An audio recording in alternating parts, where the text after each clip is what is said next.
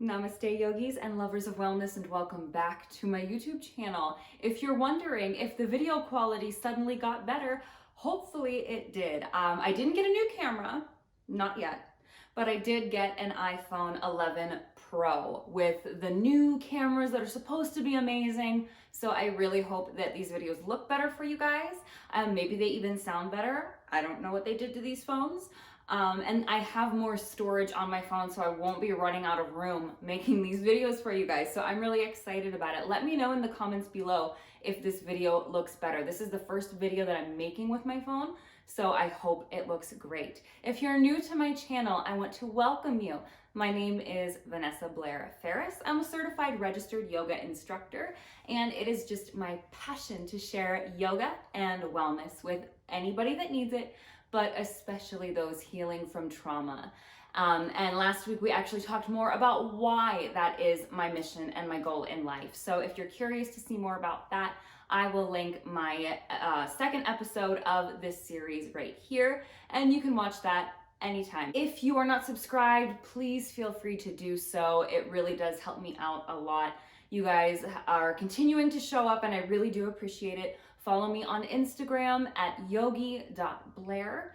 And yeah, I think that is about it. I always link my email below if you ever want to ask any questions. Please feel free if you have requests for any upcoming videos. I'm hoping to do a video at some point answering subscribers' questions, whether they're yoga related, wellness related, makeup related. Let me know your questions and I will answer them. So let's get into today's video. So today is episode 3 of my yoga journey. This series was recommended to me by one of my students, Amber. I want to shout out Amber again.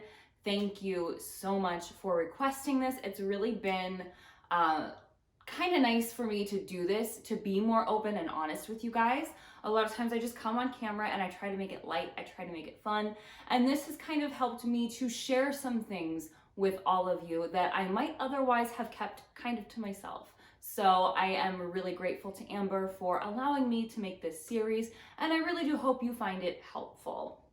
One thing I want to mention before we get started, I got my first comment the other day on a video saying yoga starts at such and such time, and it was a few minutes into my video.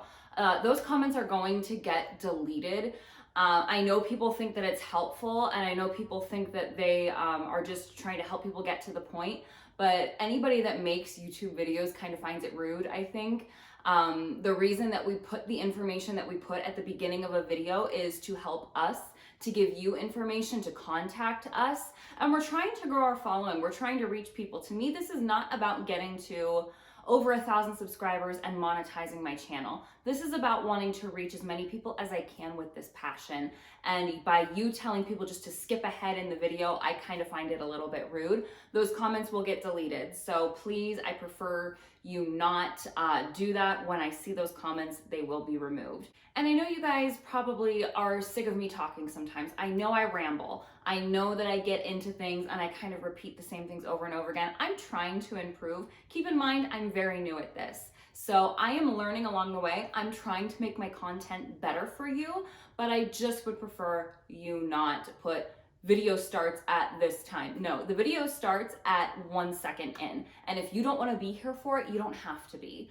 I appreciate all of you that stay subscribed and continue watching. You're the real MVPs. So let's talk about today's video. We started the episode 1 was kind of showing you my day-to-day life now and what it's like to be a full-time yoga instructor.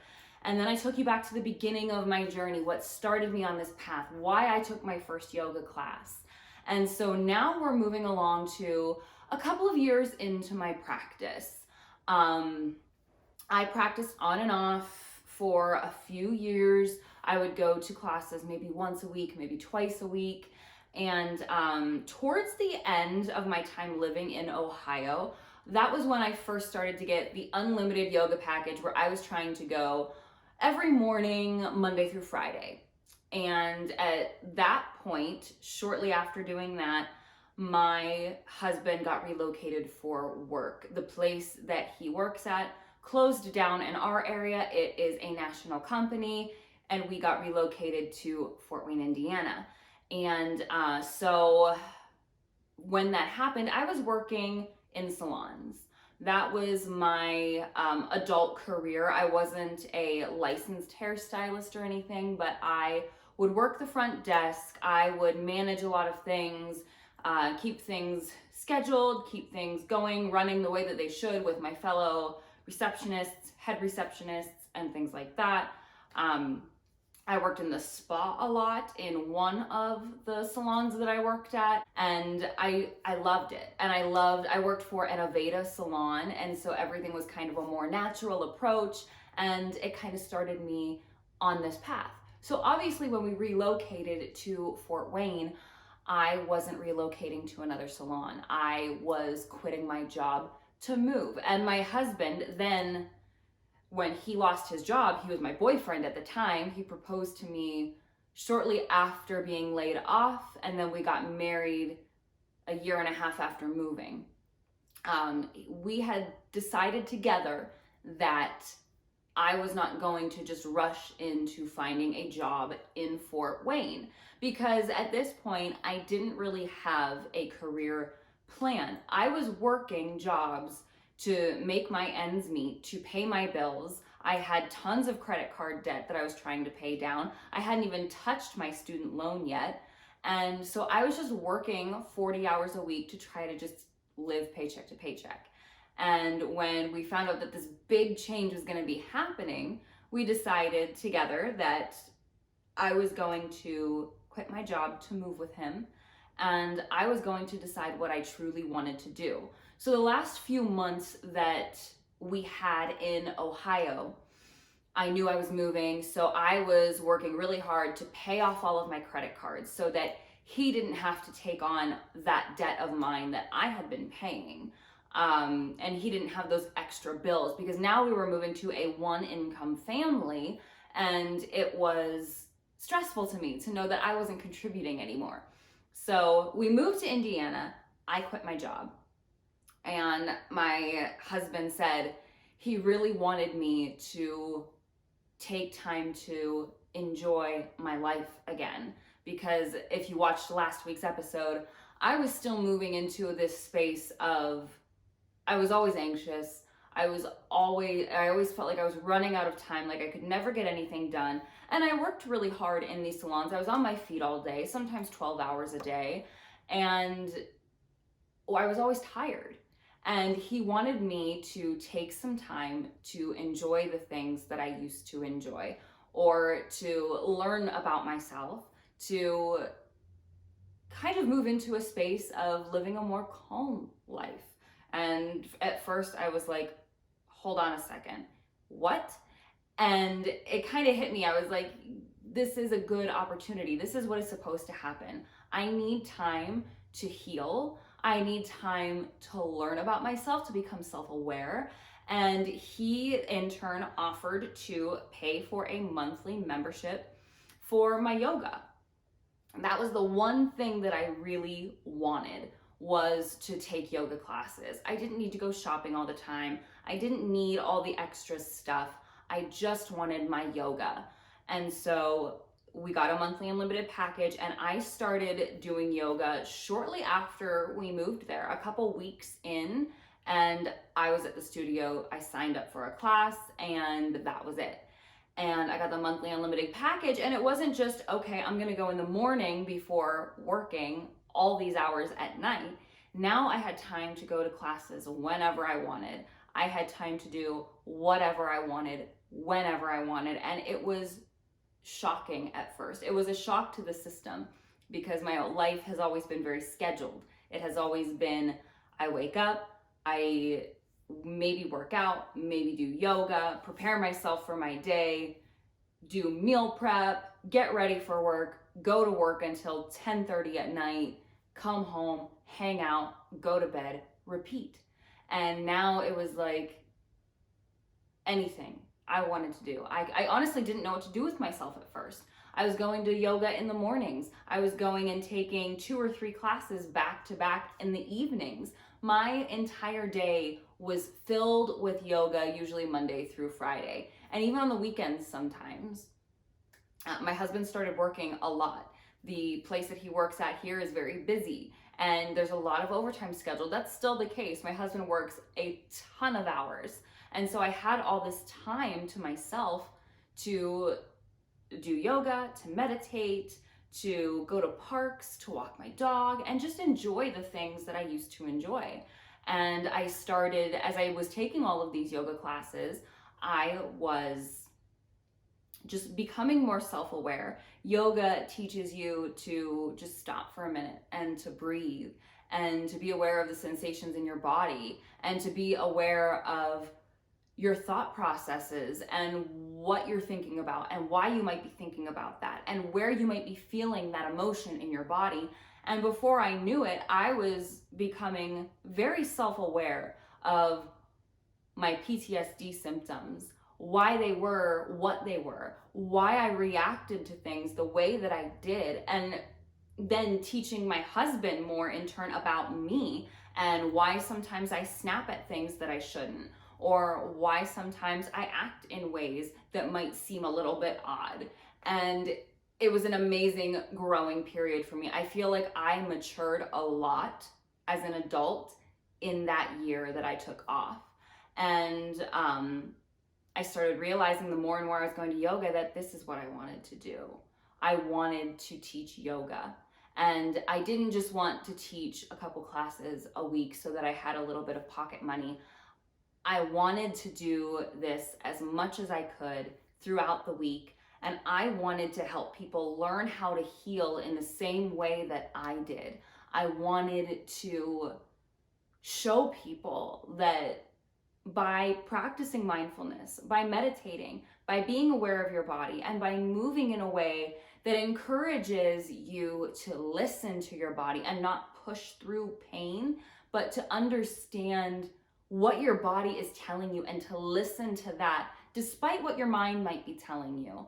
And I wanted to share that with people, and I became so passionate about it. And in August, after we moved in March of 2018, by August of 2018, I was like, this is it. And I started teacher training. So I had practiced since 2015 was when I think I first started doing yoga. So I had practiced for 3 years on and off, but I was only really taking a class a day or even, multiple classes a day for maybe 8 months of practicing that hardcore before I felt ready to start the process. And it was a 9-month program, I think. August, September, October, November, December, January, February. It was an 8-month program. I was done a little bit early because I obviously had the luxury of not having a job or children to look after. So I got to devote all of my time to this. And I even went as far as to do my extra research and do online seminars and things specifically on trauma sensitivity so that I could educate myself. There is a plaque on my wall for an online yoga summit on trauma sensitivity specifically. And then I have my teacher training certificate. And then I have, of course, my yoga anatomy certificate. So I really worked really hard to understand as much as I could. And when I taught that first class on December 21st of 2018, it was the best feeling in the world. And I still get that feeling every time I finish teaching a class.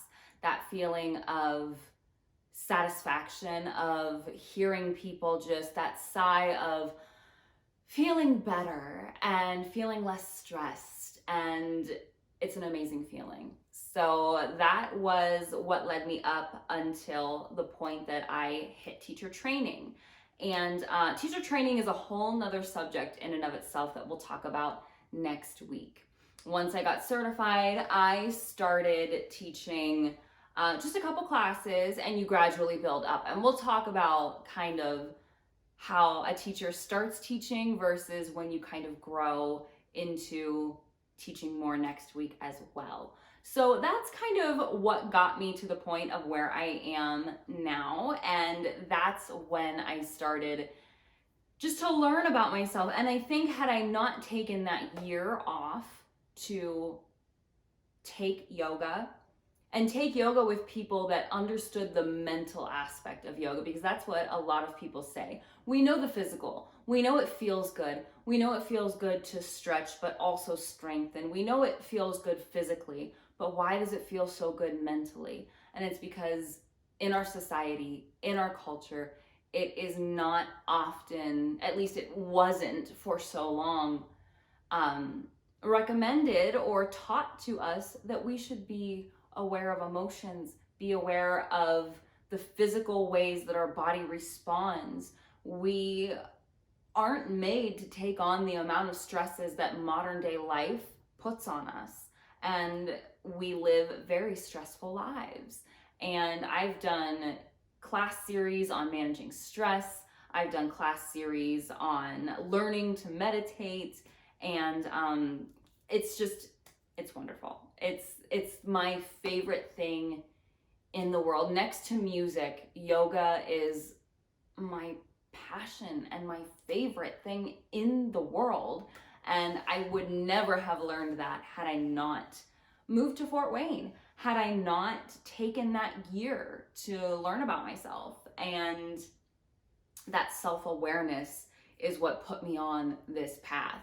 So I highly recommend to people, if you are in a point in your life where you feel like you don't know what you want, you don't know where you're supposed to go, you don't know where your life is headed, and you feel like you're kind of in this rut, and you don't practice some sort of mindfulness or self-awareness, even just going to a therapist, because that's essentially a lot of what therapists help us do, is become self-aware of what we're reacting to and why we're reacting to it and why we're reacting in the way that we do, because everything that we have dealt with as human beings throughout our lifetime is what molds us into responding to stress or anything in the way that we do.